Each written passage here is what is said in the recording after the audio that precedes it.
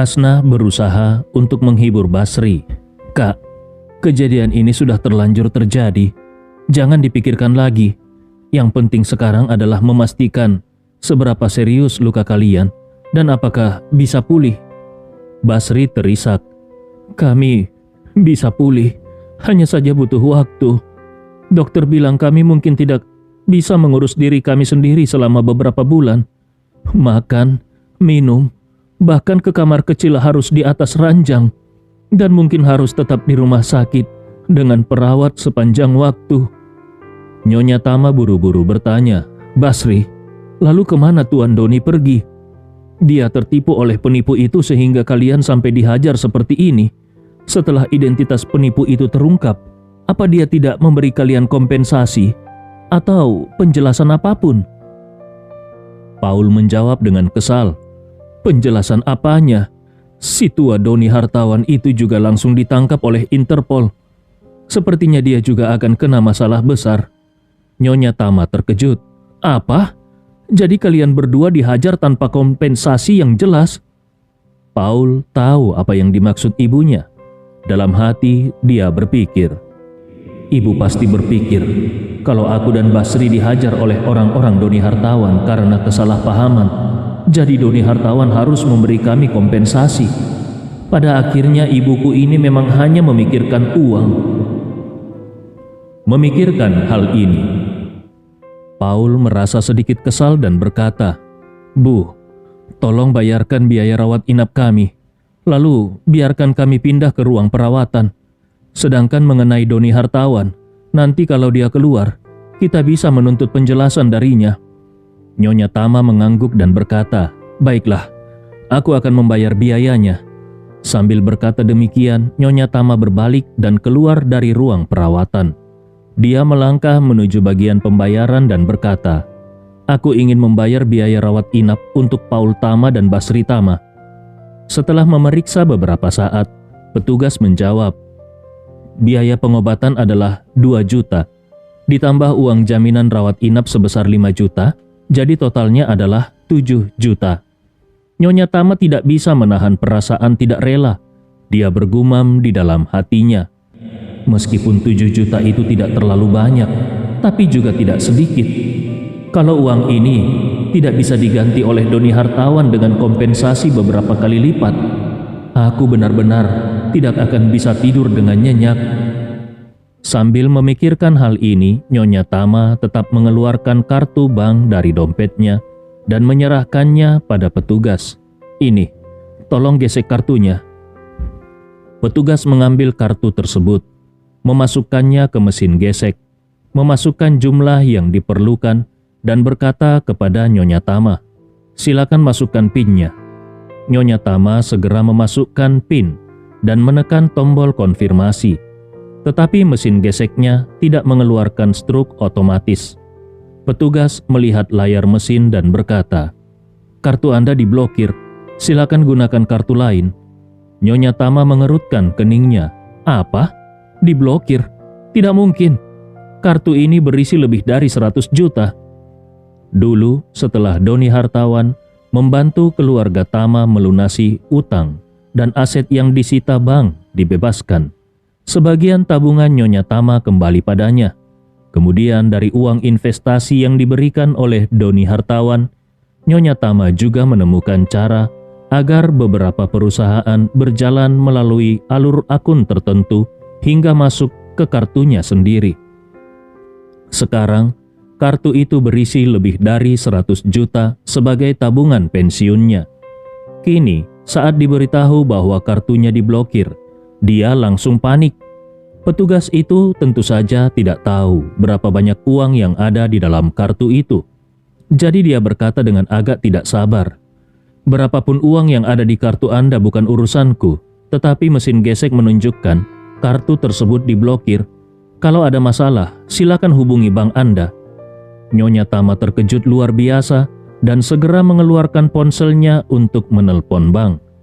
Setelah menunggu cukup lama, dia akhirnya terhubung ke layanan pelanggan dan langsung bertanya dengan cemas, "Kenapa kalian memblokir kartuku? Kalian punya hak apa untuk melakukan itu?" Petugas customer service dengan sabar menjawab, "Maaf Nyonya, kartu Anda memang diblokir. Alasan pemblokiran adalah karena kreditur Anda telah mengajukan permohonan pembekuan aset ke pengadilan." Nyonya Tama dengan penuh kemarahan berkata, "Aku sudah melunasi semua hutangku. Kreditur apa lagi yang dimaksud?" Petugas customer service berkata, "Nyonya, di sini aku bisa melihat dokumen eksekusi pembekuan aset. Dokumen ini menunjukkan bahwa kreditur Anda, yaitu Tuan Doni Hartawan, mengajukan permohonan pembekuan aset. Sebelumnya, dia membantu Anda melunasi hutang dan menginvestasikan uang puluhan juta ke perusahaan Anda. Tetapi sekarang dia ingin menarik kembali semua pinjaman dan investasinya. Jadi, kartu bank Anda diblokir." Nyonya Tama langsung merasa seperti disambar petir. "Apa? Doni Hartawan menarik investasinya? Apakah ini artinya keluarga Tama akan kembali ke kondisi sebelumnya, tanpa apapun dan tenggelam dalam hutang lagi?" Melihat Nyonya Tama terdiam di tempat, petugas kasir rumah sakit bertanya, "Apakah Anda tetap akan membayar? Kalau tidak, kami mungkin perlu meminta Anda untuk mengurus administrasi keluar pasien untuk kedua orang tersebut." Nyonya Tama segera mengeluarkan kartu bank lain dan menyerahkannya. "Coba gunakan yang ini." Petugas mengangguk, lalu mencoba menggesek kartu tersebut. Setelah Nyonya Tama memasukkan PIN, dia menggeleng dan berkata, "Kartu ini juga diblokir." Nyonya Tama menyerahkan semua kartu yang dimilikinya satu persatu. "Kalau begitu, coba yang ini." Tetapi setiap kali dicoba, hasilnya sama. Semua kartu diblokir. Ini membuat Nyonya Tama merasa benar-benar putus asa. Saat dia masih bingung apa yang harus dilakukan, teleponnya tiba-tiba berdering. Dia segera mengangkatnya dan terdengar suara di seberang berkata, "Halo, Nyonya, aku menghubungimu untuk memberitahu bahwa semua perusahaan, villa, kendaraan, serta koleksi lukisan dan kaligrafi Anda telah disita. Mohon segera melunasi investasi Tuan Doni Hartawan. Kalau tidak, semua aset Anda akan diproses untuk dilelang." Nyonya Tama menangis dan berkata, "Kalian ini ingin membunuhku ya?" Orang di ujung telepon dengan nada kaku menjawab, Maaf, kami hanya menjalankan prosedur. Utang Anda pada kreditur melebihi nilai total aset Anda, jadi kalau Anda tidak segera melunasinya, kami akan melanjutkan dengan tuntutan hukum." Dengan tersedak, Nyonya Tama berkata, "Anak dan cucuku sedang dirawat di rumah sakit. Setidaknya izinkan aku membayar biaya rawat inap mereka." Orang di ujung telepon berkata, "Maaf, Anda sekarang berstatus pemilik aset negatif. Kalau Anda memiliki dana, itu juga harus digunakan untuk melunasi hutang pada Tuan Doni Hartawan terlebih dahulu." Nyonya Tama berteriak marah, "Omong kosong! Ini sama saja dengan menghisap darah orang. Dasar kejam!" Orang di ujung telepon berkata, "Maaf, hutang harus dibayar. Itu sudah seharusnya." Nyonya Tama berteriak marah, "Dasar kejam! Kalian tidak akan bisa hidup tenang setelah menindas orang tua sepertiku." Setelah berkata demikian, dia langsung menutup telepon dengan penuh amarah. Di sampingnya petugas kasir dengan canggung bertanya, "Nyonya, apakah Anda tetap akan membayar? Kalau tidak, bisa beri ruang bagi yang lain untuk membayar?"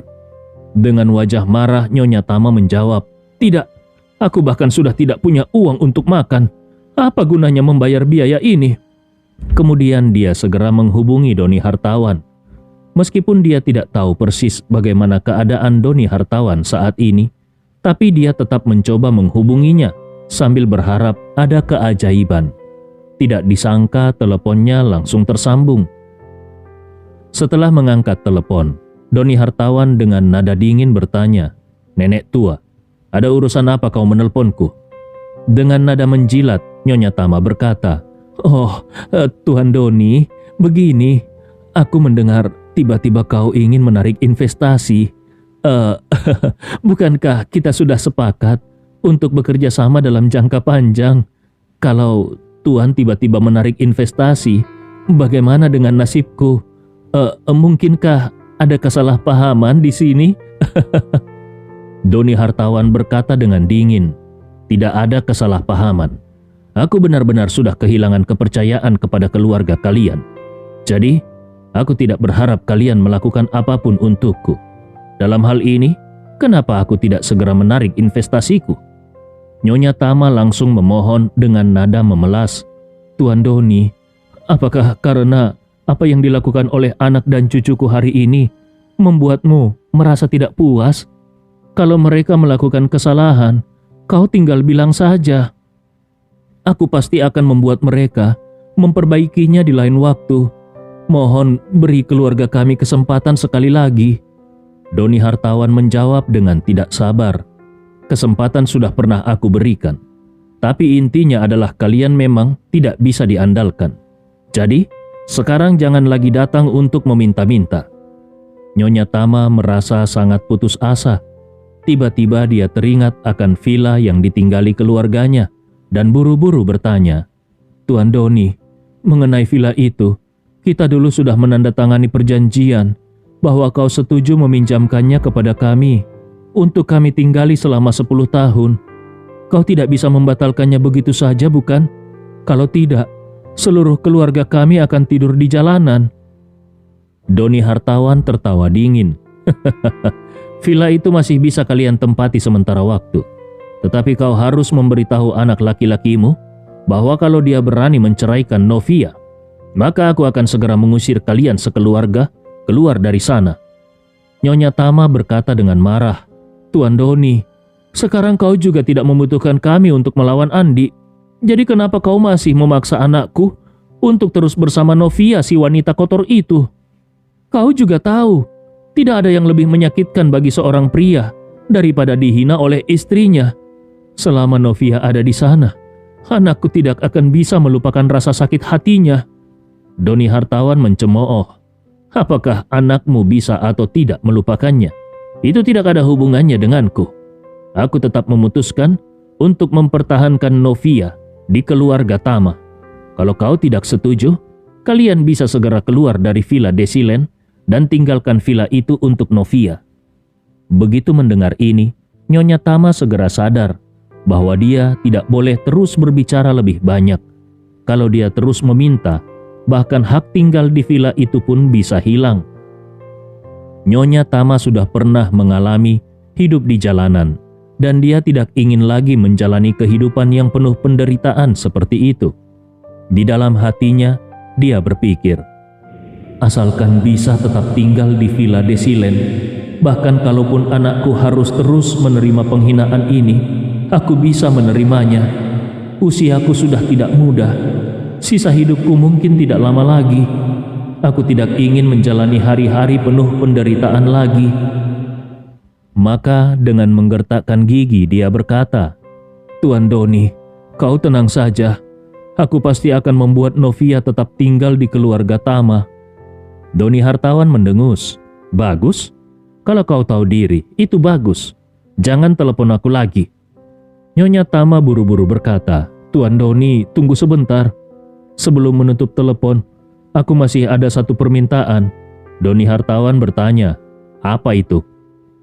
Nyonya Tama segera berkata, "Anak dan cucuku mengalami cedera yang sangat parah. Kami tidak punya uang untuk biaya pengobatan. Bisakah kau meminjamkan uang untuk membantu kami?" Doni hartawan dengan sinis berkata, "Meminjamkan uang kepadamu? Jangan lupa bahwa grup Tama masih berhutang padaku. Dalam situasi seperti ini, bagaimana bisa kau meminta uang?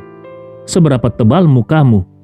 Sambil menangis, Nyonya Tama berkata, "Tapi anak dan cucuku tidak bisa dibiarkan begitu saja." Doni hartawan berkata, "Aku dengar mereka tidak dalam masa kritis dan gips sudah dipasang. Kau bisa membawa mereka pulang untuk pemulihan." Nyonya Tama tersedak. "Tapi saat ini mereka berdua tidak bisa mengurus diri sendiri. Mempekerjakan perawat membutuhkan biaya yang cukup besar." Doni hartawan tertawa. "Oh, soal itu, kau tidak perlu khawatir. Aku akan berbicara dengan pihak rumah sakit supaya biayanya ditiadakan. Kau bisa membawa mereka pulang kapan saja. Selain itu, Aku sudah menyiapkan 3 asisten untukmu.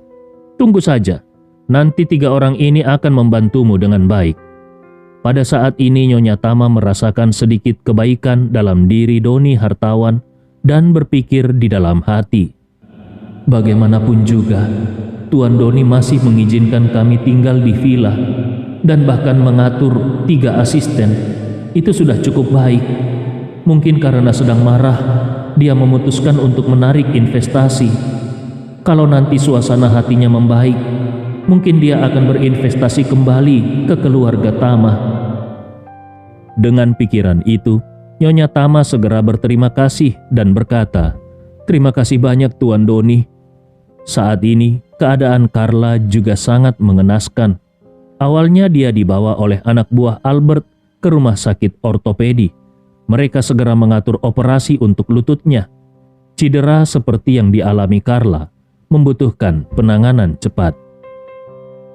Idealnya, operasi dilakukan sesegera mungkin dengan memasang plat baja dan paku baja untuk menstabilkan lutut, lalu membalutnya dengan gips untuk perlindungan. Setelah operasi selesai dan Carla kembali ke kamar perawatan, anak buah Albert sudah menunggunya di sana. Anak buah itu berkata kepada Carla, "Nyonya, kau berjasa besar dalam penanganan Liana Wijaya. Karena itu, semua biaya pengobatanmu kali ini akan ditanggung oleh Interpol." Melihat kakinya yang sekali lagi dipasangi gips, Carla menangis dengan sedih dan berkata sambil terisak, "Petugas Interpol, bagaimanapun juga, kau tidak boleh membiarkan Liana Wijaya lolos." Pria itu mengangguk dan berkata dengan serius, "Tenang saja, Nyonya. Kami pasti akan membawanya ke pengadilan."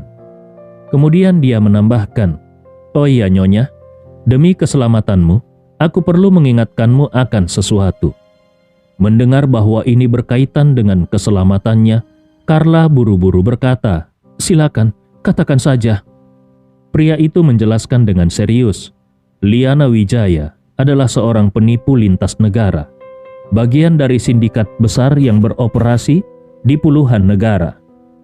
Meskipun kami sudah menangkapnya, masih banyak komplotannya yang belum kami tangkap. Jadi, kau tidak boleh membicarakan hal ini kepada siapapun. Kalau tidak, kau mungkin akan mendapat balasan dari sindikat ini. Mendengar hal ini, Carla langsung menangis dengan keras. "Astaga, kenapa masalah seperti ini tidak pernah selesai? Gara-gara ini, aku sudah pernah dimasukkan ke tahanan dan mengalami begitu banyak penderitaan. Bahkan kakiku sampai patah. Kini kakiku baru sembuh dan aku belum sempat menikmatinya 2 hari pun. Namun sekarang patah lagi gara-gara masalah yang sama. Dan kau bilang mereka mungkin akan membalas dendam kepadaku lagi? Lalu, bagaimana aku bisa hidup tenang? Kenapa nasibku begitu malang?" Pria itu segera menenangkannya. "Nyonya, tenanglah. Situasinya kali ini berbeda dari sebelumnya." Carla menangis dan bertanya, "Apa bedanya? Bukankah kalian belum menangkap semua orang mereka? Selama masih ada satu komplotan yang bebas, mereka bisa saja datang untuk balas dendam. Kali ini aku bahkan telah memasukkan pemimpin mereka, Liana Wijaya, ke dalam penjara. Mereka pasti tidak akan melepaskan aku begitu saja. Kalau sebelumnya kakiku yang dipatahkan, mungkin kali ini nyawaku yang diincar." Pria itu menjelaskan, "Begini Nyonya, kami sudah sangat berhati-hati dalam menangkap Liana Wijaya dan tidak membocorkan informasi ini keluar. Jadi, selama kami dan kau tidak membocorkan ini, mereka tidak akan tahu kalau kau terlibat." Barulah Carla sedikit tenang dan buru-buru bertanya, "Tapi, lihat keadaanku sekarang. Kakiku patah lagi, wajahku bengkak, dan sebagian rambutku dicabut oleh si penipu Liana Wijaya itu. Bagaimana aku harus menjelaskan ini kepada keluargaku?" Pria itu menjawab, "Sebenarnya ini mudah dijelaskan. Terakhir kali, bagaimana kau menjelaskan kepada keluargamu tentang penahananmu?" Carla berkata, "Saat itu aku bilang bahwa aku tertipu dan dimasukkan ke dalam organisasi penipuan, lalu ditahan sebagai anggota penipuan." Pria itu mengangguk dan berkata, "Kali ini, kau bisa bilang bahwa beberapa anggota organisasi penipuan balas dendam dan memukulimu hingga seperti ini, aku rasa mereka akan mempercayainya. Carla menghela nafas panjang. Iya, sampai pada titik ini, hanya itu yang bisa aku lakukan. Pria itu menyerahkan ponsel Carla dan berkata, "Nyonya, kau bisa menghubungi keluargamu sekarang. Untuk menghindari kecurigaan, aku akan pergi dulu." Carla mengangguk dengan cemas dan berkata, "Petugas Interpol, tolong rahasiakan apa yang terjadi hari ini. Jangan sampai komplotan Liana Wijaya tahu kalau aku yang membuatnya tertangkap. Kalau tidak, nyawaku pasti terancam. Tolonglah." Pria itu berkata dengan serius, "Tenang saja, kami akan merahasiakan ini." Setelah itu pria itu berkata, "Nyonya, istirahatlah dan pulihkan dirimu. Aku permisi dulu." Setelah pria itu pergi, Carla segera mengambil ponselnya dan menelpon Najwa. Begitu telepon tersambung, dia langsung menangis. "Najwa, anakku sayang, cepat datang ke rumah sakit dan lihat ibu. Kaki ibu patah lagi, nak. Kenapa nasib ibu begitu malang?"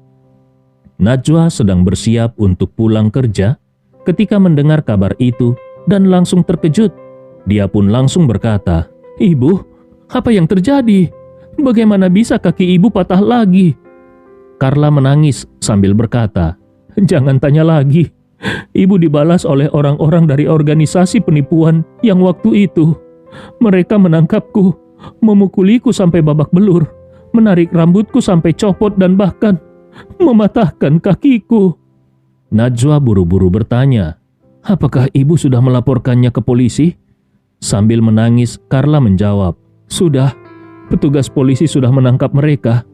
Kau cepatlah datang untuk melihat ibu ya." Najwa bertanya lebih lanjut, "Ibu ada di rumah sakit mana? Aku akan segera ke sana." Sambil terisak, Carla berkata, "Aku ada di rumah sakit ortopedi. Cepat datang ya." Najwa langsung menjawab, "Baik, ibu tunggu sebentar. Aku akan segera ke sana." Najwa pun menutup telepon dari Carla. Sambil mengemudi menuju rumah sakit, dia buru-buru menghubungi Andi Rewa.